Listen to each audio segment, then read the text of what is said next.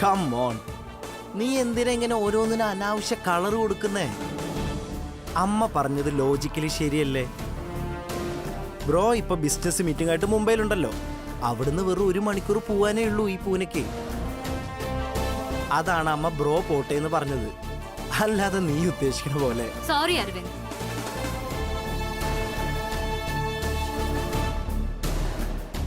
ഞാൻ വെറും ഒരു അടുക്കളക്കാരിയായ ഭാര്യയല്ല. ഞാനും ഒരു കമ്പനിയുടെ MD-യാ. കമ്പനിയുടെ MD പങ്കെടുക്കാനുള്ള മീറ്റിങ്ങിന് കമ്പനിയുടെ MD തന്നെ പോണം, അല്ലാതെ MD-യുടെ ചേട്ടനല്ല. എനിക്ക് മനസ്സിലാവുന്നുണ്ട് അരവിന്ദ്. എന്നും അരവിന്ദ് ഈ തൃച്ചംബരത്തെ വെറും ഒരു കളിപ്പാവയാണ്. ഇന്നും അതെ. ഇനി അധികം വൈകാതെ ഇപ്പോഴത്തെ MD സ്ഥാനത്ത് നിന്ന് ചവിട്ടി പുറത്താക്കും നിന്നെ, നോക്കിക്കോ. അതിന്റെ സൂചനയാ ഇപ്പോഴേ ഈ മീറ്റിങ്ങിനൊക്കെ തന്നെ ആനന്ദിനെ അയക്കുന്നത്. ഇതെല്ലാം നിന്റെ സങ്കല്പമാണ്. പിന്നെ നീ പറയുന്ന പോലെ ഞാൻ ഒരിക്കലും ഈ MD സ്ഥാനം മോഹിച്ചിട്ടില്ല, അതാണ് സത്യം. എന്നാൽ എനിക്കുണ്ട് ആ മോഹം. ഏതൊരു പെണ്ണിനുള്ള മോഹം ഞാൻ പറയും. ഭർത്താവ് എന്ത് ചെയ്യുന്നു ചോദിച്ചാ പറയാൻ മാന്യമായ ഒരു ജോലി. എന്താ എനിക്കങ്ങനെ മോഹിച്ചൂടെ? നീ തന്നെ പറയേ.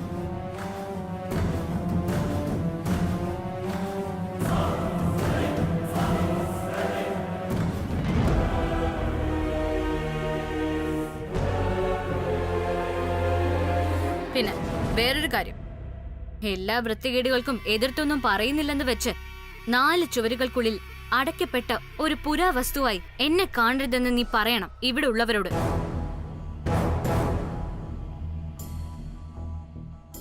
എനിക്കുണ്ട് മോഹങ്ങളും ആഗ്രഹങ്ങളും ഒക്കെ. ഭർത്താവിന്റെ വീട്ടുകാരല്ല. ഭർത്താവെങ്കിൽ അതൊക്കെ ഒന്ന് മനസ്സിലാക്കിയ കൊള്ളാം, അത്ര തന്നെ. നന്ദന മതി പ്ലീസ്. നീ വെറുതെയാണ് ഈ സംസാരമൊക്കെ നടത്തുന്നത്. വെറുതെ അല്ല അരവിന്ദ്. നമ്മുടെ സ്വകാര്യതയിൽ ആരും കയറി ഇടപെടുന്നത് എനിക്കിഷ്ടമല്ല. അത് തൃച്ചംബരത്തെ അഖിലാന്റി അല്ല, ഏത് മഹാറാണി ആയാലും അങ്ങനെയാ. നന്ദന സ്റ്റോപ്പ് ഇറ്റ്, മതി. സംസാരിച്ച് അതിരി കിടക്കാണ് നീ.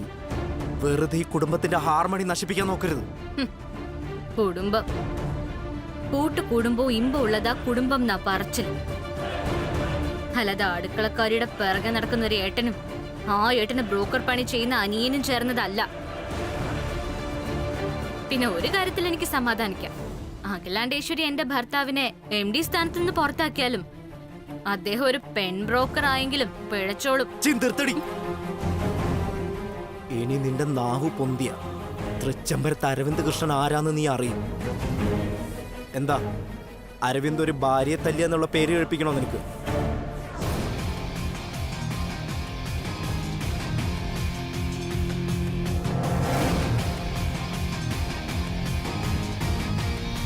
ശരിയാണ്, നീ പറഞ്ഞത് നേരെ.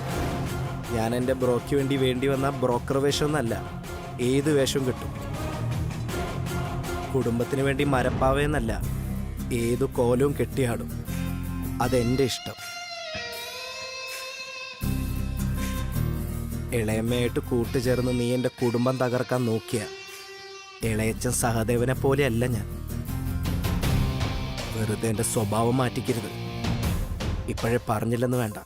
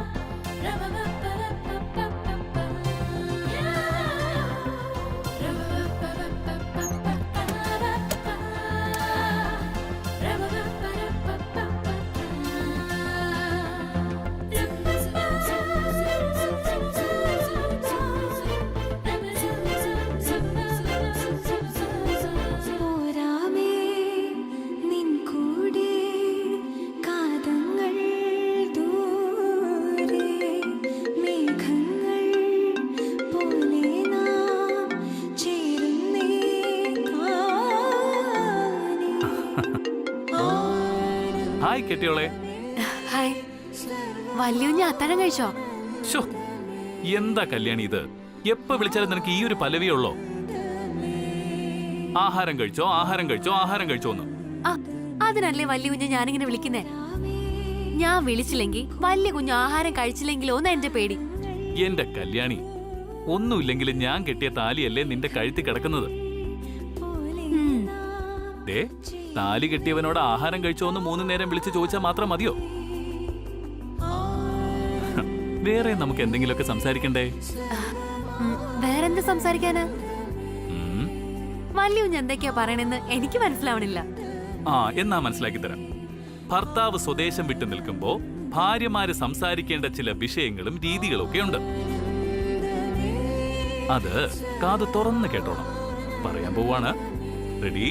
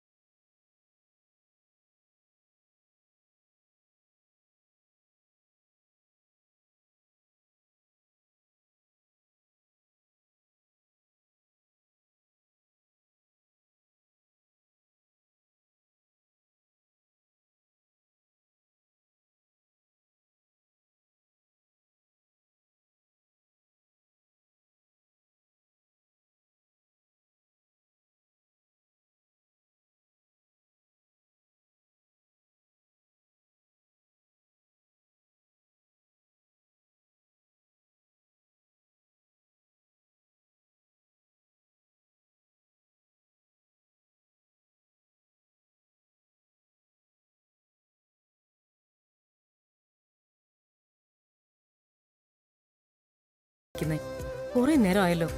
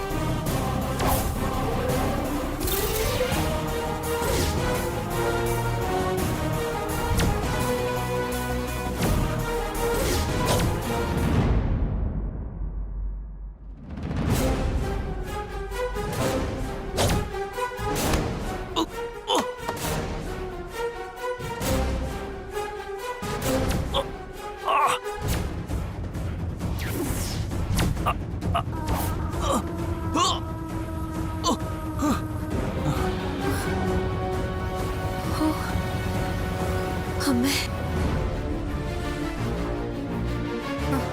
ദേവി നീ കാത്തു. ഒരു നിമിഷം എന്റെ ജീവൻ അങ്ങ് നിന്നു പോയതുപോലെ തോന്നിയത്.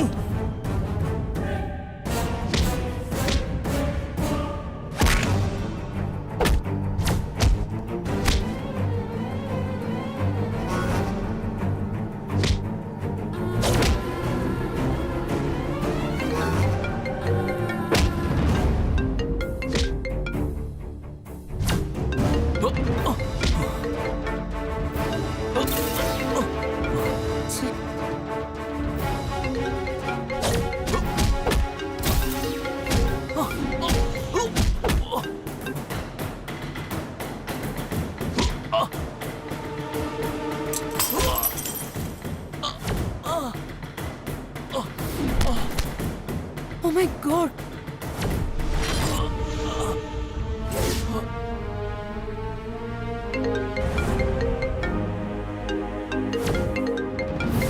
സുജാത,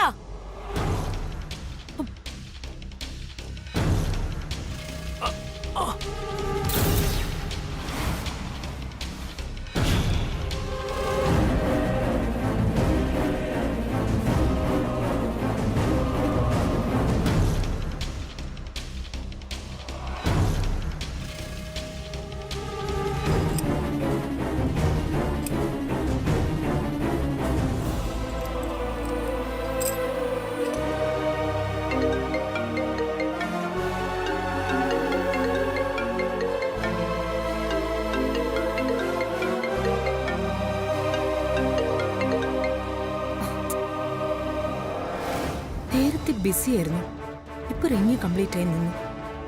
ഇവരിങ്ങനെ ഫോൺ എടുക്കാതിരിക്കുന്നതല്ലല്ലോ, പ്രത്യേകിച്ചും എന്റെ കോള്.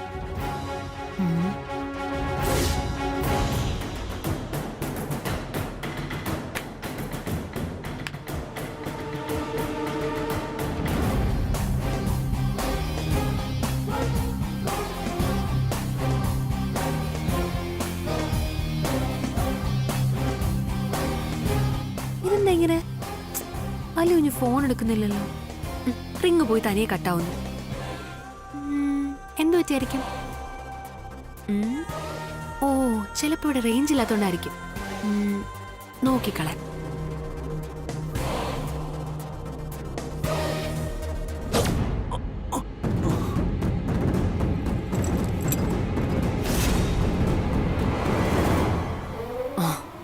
ഏതായാലും സുബ്രുവിന്റെ ഫോണിലൊന്ന് വിളിച്ചു നോക്കാം, അറിയാലോ എന്താ സംഭവിക്കുന്നതെന്ന്.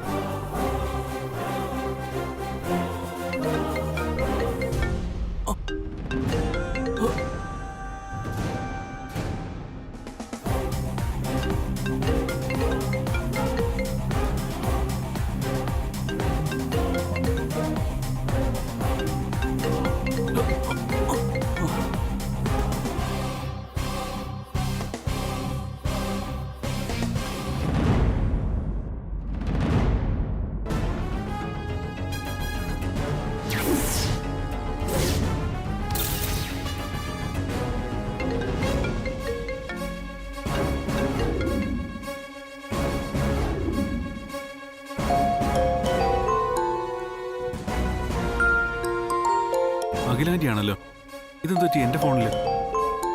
Hello aunty, good evening. ആ സുബ്രു, ആനന്ദിനെ വിളിച്ചിട്ട് ഫോൺ എടുക്കുന്നില്ലല്ലോ. നീ അവന്റെ കൂടെ ഉണ്ടോ? ഉണ്ടെങ്കിൽ ആ ഫോൺ ഒന്ന് ആനന്ദിന്റെ കയ്യിൽ കൊടുക്ക്, സംസാരിക്കട്ടെ. അയ്യോ ഇല്ല ആന്റി, ഞാൻ പുറത്തേക്കൊന്ന് പോയിട്ട് ഫ്ലാറ്റിലേക്ക് ഇപ്പൊ എത്തുന്നേ ഉള്ളൂ. എത്തിയാലോടെ ഞാൻ അവനോട് വിളിക്കാൻ പറയാം. Just 2 minute. ആ ശരി മോനെ, പെട്ടെന്നാവട്ടെ.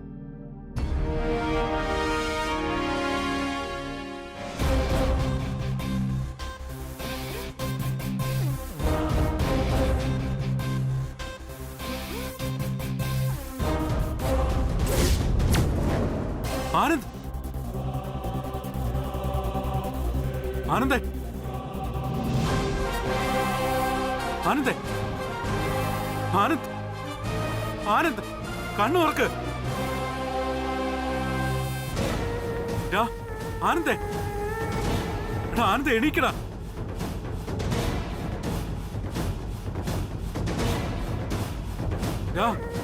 ആനന്ദേ, ആനന്ദേ, എടാ കണ്ണു തുറക്കടാ. റേഞ്ചിന് കുറവൊന്നുമില്ലല്ലോ.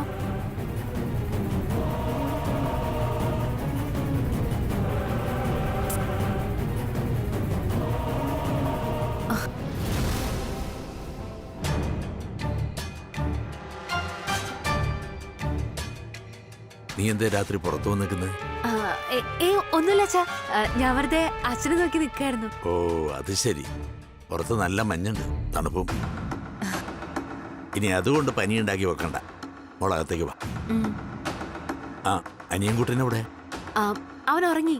ആ എന്നാ വാ.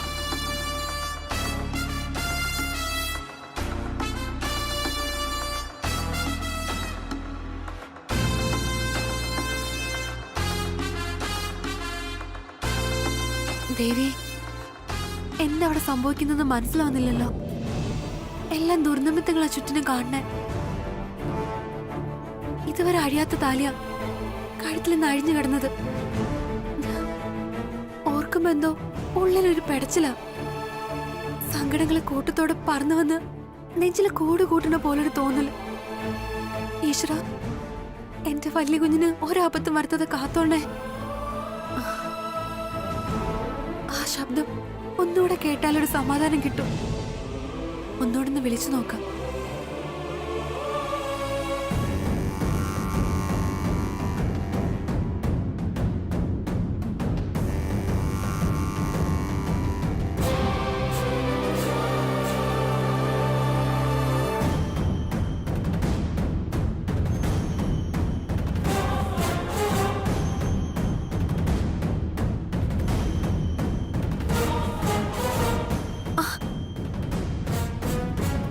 നീ എന്തേ കാണിക്കുന്നേ? ഏത് സമയം ഇതും കുത്തിയിരുന്നോ? സമയം എത്രയെന്നറിയോ? നീ ആരെയും വിളിക്കുന്നേ? അത് സുജാതേച്ചിയാ. ഞാൻ വരുമ്പോ കിച്ചണിലെ ഗ്യാസ് അണച്ചൊന്നൊരു സംശയം. ഗ്യാസൊക്കെ അടച്ചു കാണും. ഇനി രാവിലെ കണ്ടിട്ടുള്ള സംസാരമൊക്കെ മതി. അച്ഛന് നല്ല വിശപ്പുണ്ട്. എന്തെങ്കിലും കഴിക്കാൻ എടുത്തു നോക്ക്. വാ. ശരി.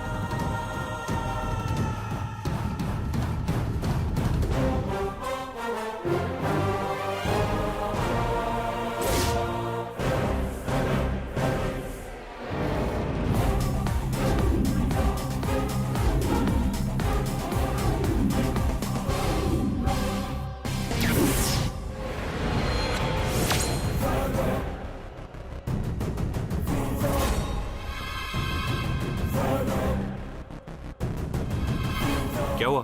What happened? नहीं मालूम, घर पर बेहोश पड़ा था. इसे आईसीयू में ले चलो.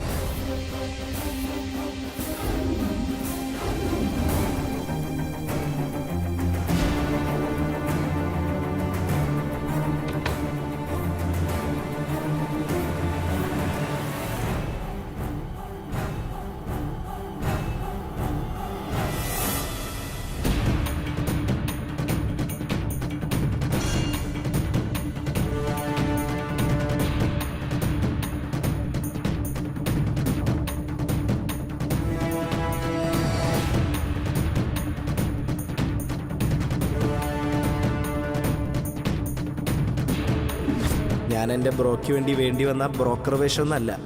ഏത് വേഷവും കിട്ടും. കുടുംബത്തിന് വേണ്ടി മരപ്പാവയെന്നല്ല, ഏതു കോലവും കെട്ടിയാടും.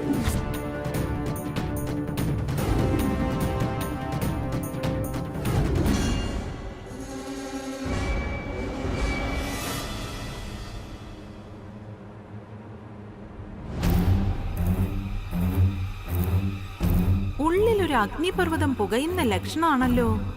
നന്നായി. നിന്റെ മാത്രമല്ല, ഈ തൃച്ചംബരത്തെ ഓരോ മനസ്സിലും തീയും പുകയും കയറണം. ഓരോന്നോരോന്നായി പുകഞ്ഞ് പുറത്തു ചാടണം. എന്നിട്ട് വേണം തൃച്ചംബരത്തെ റാണിയായി ഈ വിലാസിനിക്ക് വാഴാൻ.